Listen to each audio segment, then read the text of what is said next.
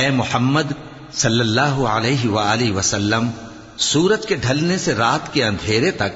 ظہر، عصر، مغرب، عشاء کی نمازیں اور صبح کو قرآن پڑھا کرو، کیونکہ صبح کے وقت قرآن کا پڑھنا فرشتوں کی حاضری کا موقع ہوتا ہے، اور بعض حصہ شب میں بیدار ہوا کرو اور تہجد کی نماز پڑھا کرو، یہ شب خیزی تمہارے لیے ایک اضافی عمل ہے۔ امید ہے کہ اللہ تم کو مقام محمود پر فائز فرمائے۔ اور کہو کہ اے پروردگار، مجھے مدینے میں اچھی طرح داخل کیجو اور مکے سے اچھی طرح نکالیو، اور اپنے ہاں سے زور و قوت کو میرا مددگار بنائیو، اور کہہ دو کہ حق آ گیا اور باطل نابود ہو گیا، بے شک باطل نابود ہونے والا ہے۔ وَنُنَزِّلُ مِنَ الْقُرْآنِ مَا هُوَ شِفَاءٌ وَرَحْمَةٌ لِّلْمُؤْمِنِينَ وَلَا